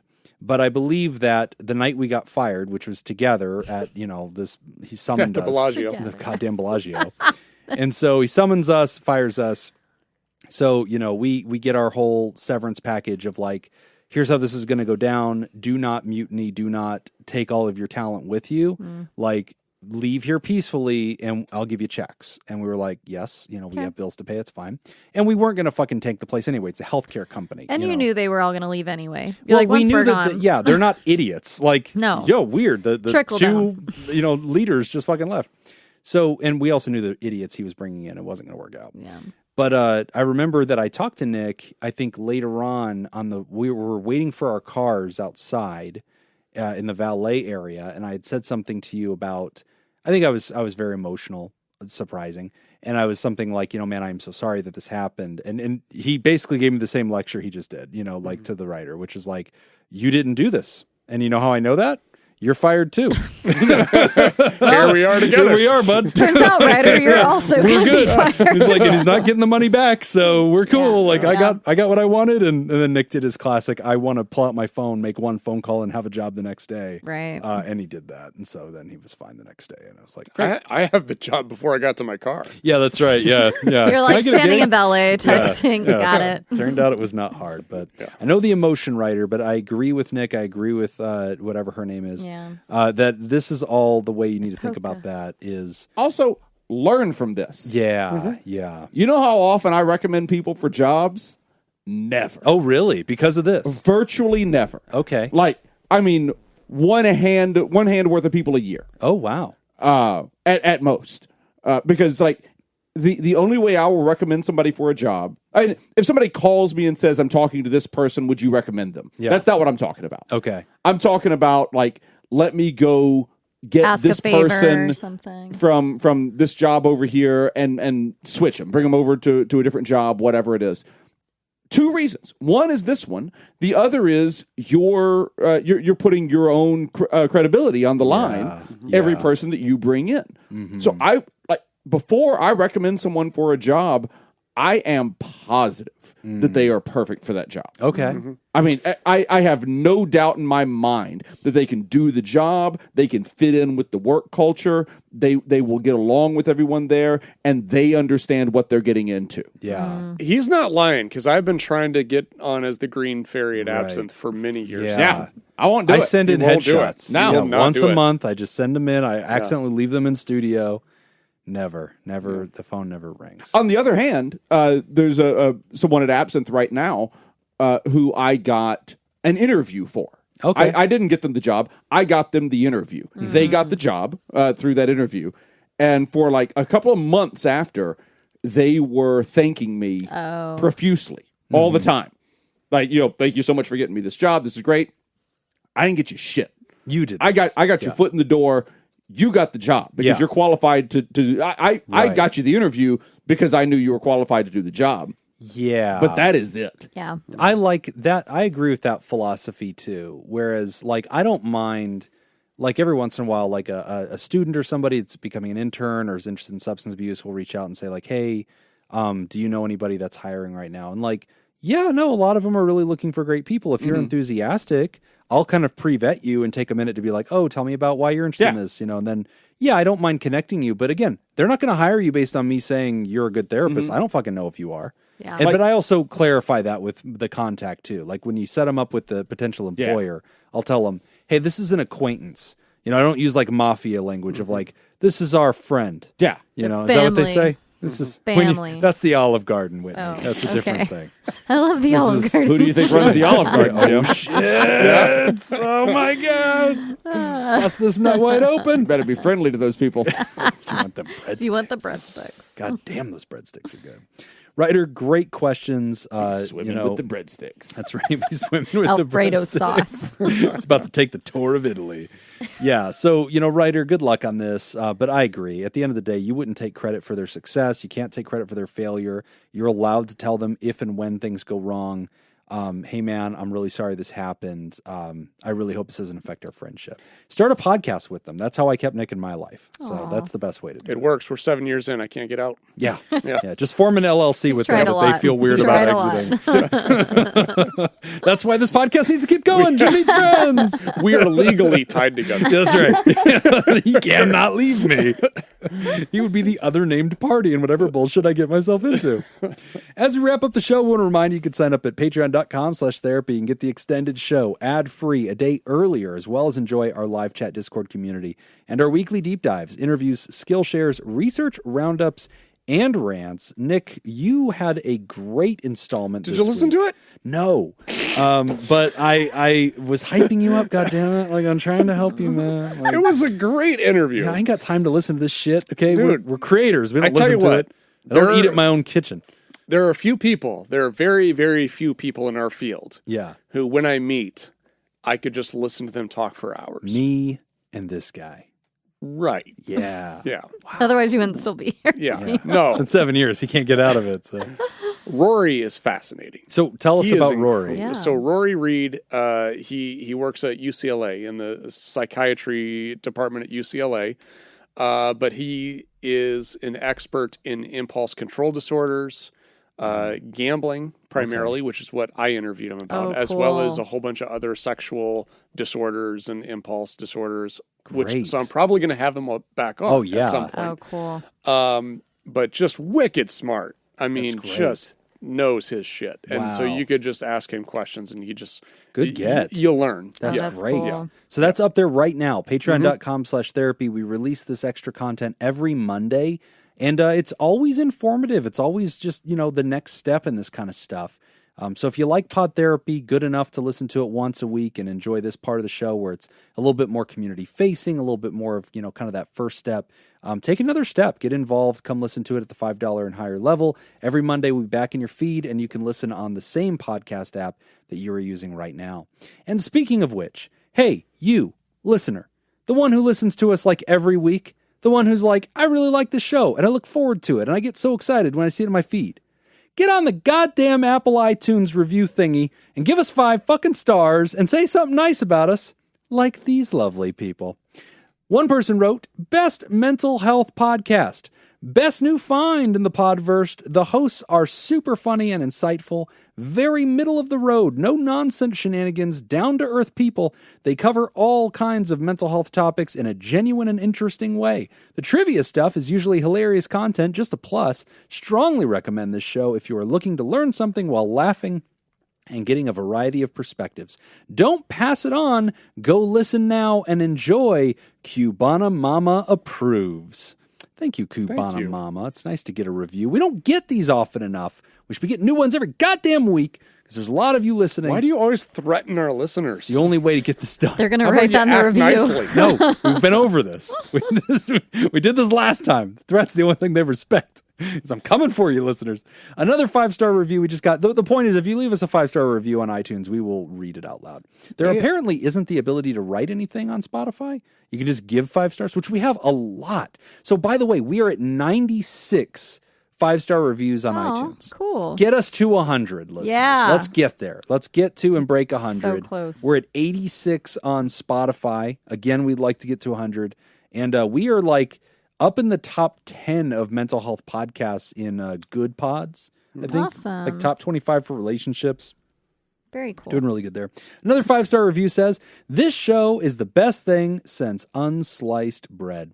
Pod Therapy is the best show ever. Seriously, as someone in the field, between the humor, the intellectual stimulation, and the down-to-earth commentary, this show is everything I've ever needed and more. I turn it on when I need advice and just when I need to decompress and laugh. The only thing that could make my life better would be receiving a business card from Jacob. Why was that never on the merch shop? Oh. Sent with my last brain cell, signed baby substance use disorder therapist carrying a baby. Yeah, that's a good idea. That's a good idea. Why don't we have business cards up there? Well, we had one, but I don't think we sold We got them. a whole box. I mean, my business cards are given out at You got to come into the at a studio. wheel. live events. Yeah. That's true. Scan one That's right right. now. He has them. Studio. Yeah. Yeah. So I we still have them. mine. Also, bonus points to anybody who uses words like attributes, reservoir. Oh, just to filter those in? yeah. Somehow slide Shuffle them in. them in. Slide them in. Yeah, Just, in a natural sentence. Yes. Yeah, that way Croissant. I have to read them online. Croissant. We've got some new folks joining the Theraparty at patreon.com/therapy. Who's new to the tribe, Nick? Hey, JT. Welcome. New Therapod. Welcome. And Cedar Hayden. Welcome. Like that. That's Welcome, cool. Cedar Hayden. Now, it is the first episode of the new month, and every month we like to thank by name all of our Therapods, Theradactyls, and of course, every episode we thank our Theraproducers and Therapartners. But we want to take a beat to thank all the Therapods we talk about. University Jeff, Robert Paulson, Polygon, Colin Scoopstronaut, Corey Owens, Joseph Pengrazio, Christine Phillips, Gavin Bristow, Carrie Terhark, Stacy Westerland, Kiwi Fruit Scoop, James K., Craig Little, Take It EV Podcast, Don Dorr, Jim Hunter, Adam Rabiznik, Todd Canfield, Felicia Butler, David Sorensen, Shayla Bullock, Lauren Izzo, Stacy Coleman, Adam Petanuzzo, Mats Lenegren, Scoopiter Ascending, Ian Soto, Jessica Cyphers, that Josh guy, Dr. Scoop Little, Mama Ninja Scoop, James Dawson, Sarah Olo, Grumpy, Lake Mead Park Ranger, Sam Buck, Karen McCulloch, 8-Armed, Praying Mantis, God damn it, they have 6. What Weekend, Some Nobody, Lila, Be Gay, Do Crimes, Kelly Gagner, BP, Nippy, Brian Emra, Matthew Johnson, Drew Helligy, Alec Lancaster, J.D. Congan, A Literal Pickle, Matthias Vandebrandt, James Hubble, Max the Ginger Scoop, Andrea Saavedra Molina, Ken Tinsley, Water Girl, Stacy, Protect and Scoop, Anonymous, Smells Funny, Julius Capel, Brady Malachek, Matt Kubik, Chad the Safety Lad, Walker Fluke, Philip Guyton, Tim Mystery, Almost Doctor, Nurse Joy, Duffy the Slowly Getting There Therapist Bear, Kierkegaard, Irvin Sanson, Trisha Ortiz, Joel McMillan, Melissa L. Geisler, Christopher DeGursey, Chris Conway, Kirsten Johnson, DJ Seward, Mississippi Hippie, Scott A., Fifi, Laura B., Eli, Heather W., Patty Glad, Freya Lawson, nailed it. Kyle, Todd K., Anthony Camerata, David Williams, Kate Police, Mark Orellana, Buddy Dobbins, Eric Dyer, Glitch Scoop, Trontastic, Aletta Bailais, Stephen Landon, Shai Ruparel, Adam Balaz, nailed it. Kenneth Wong, John Finlayson, KJ, Mr. Poth, K. Pizzle Dizzle, Robert Cole, Cameron Perry, Temporary Reality, Jeff Darnell, Jameebe, Rachel Rakowski, Jacob Hurt, Syncytium, Ray J. Shark, Recreated, Persephone Hazard, Silka Daniels, Nathan Mookie, Jenny Rose, Jacob Billingsley, J.W. Reynolds, a.k.a. Scoop Jesus. What does Scoop mean? James S., Alex Jardine, Anna Ivanovic, Juan Monterey, Dylan Colopy, Wolfie05, Autry Johnson, Ben Sherman, Chea Orenstein, Chris Courtney, Dale the King, fuck you Dale, Cedar Hayden, and Nora Monaco. Woo. And we got pterodactyls. We sure do, Whitney. Ice Blue Scoop, Brian Lehman, Scoop Brady. Good throw. I know, I was like, here we go. That's pro right there. How'd you know I was 7 looking? years. I didn't. Andrea Anderson, Scoop Lindsay, Frozen Cusser, Lori Elsroth, Robert Ward, Richard Bruins, Linda Brandemeyer, C. Shawnagon, that's fun. Scoopy Just, Okie Scoop, Dank Butta, Brooks Lyle, Scoopatron, Lovely Spark, TKO, Jim and Manu, Brogan Hastings, Adam Warren, and Elena. Lovely. And go ahead. And if you would like to hear this episode uncut and unedited, And why wouldn't you? go to our Patreon at patreon.com/therapy and sign up. And thank you for supporting mental health. Well, Nick's completely wrong on the end of the script. We'd like to thank our Therapartners, the benevolent, Oh, yeah. revered, generous, and flagrantly Hurry, pro-nerdy hurry, diehards go. who love you all so much in that there. they give till it hurts. The Therapartners, Dirty B and Pickett. And we want to thank our bosses, the mysterious and shrouded Illuminati members of the fan club, the Theraproducers. Thank you, Jake Schneider, Myra, Robert Brownie, Jr. Mint, Smitty Scoop, Ben Dawn, Judy Schneider, Kayla Lansbury, Mrs. and Mr. Hot Dog Scoop, Malia, Leon Kassab, Mason Miller, Richard fucking Macy, Carolyn Albert, Kevin Chamberlain, Tess Miller, Sammy Scoop, Ben Stanley Slap in Your Face, Sarah Smith, Adam Hathaway, Byler T, Mike Helm, Paris, Samantha Cohn, Darren Cunningham, Lib, Team Monaco, Thunder Cougar, Falcon Scoop, Matt and Lisa Tangeman, Heyo, Oscar Swanrose, A Sunny Boy, Slurpy Kai, motherfucker, Sandra McWaffle, Dan Martin, Hannah Marie, Andrew Langmead, Bugnuts, Emma Kane. And if you would like to hear this episode uncut and unedited, Why wouldn't you? and enjoy our spontaneous side project, go to patreon.com/therapy. That's all the time we've got for this week's session. We want to thank our landlords, Matt Mattingly's Ice Cream Social Podcast. Nobody write a review about this part of the show. Nobody's listening this far. contributed to our show today. We really appreciate it. Remember, Pod Therapy is something to keep all to yourself. Share it with the world. Tag Leave us a on the review. socials when you do. Leave a review. Not about this part. on No. iTunes. And don't forget, you can find us on all the socials. I don't need to Ask tell a you question at podtherapy.net or email us at podtherapyguys@gmail.com. I'm Nick Tangeman. I'm Woody. I'm Jim. Thanks. We'll see you for appointment next week. We still have like a minute and a half of this Oh, the music song left. just keeps Oh, going. do we? Yeah. Oh, yeah. Oh. It's an infinity. I mean, I faded out. yeah. And if you would like to hear this episode uncut and unedited, Why wouldn't you? I don't know why you had to yell that.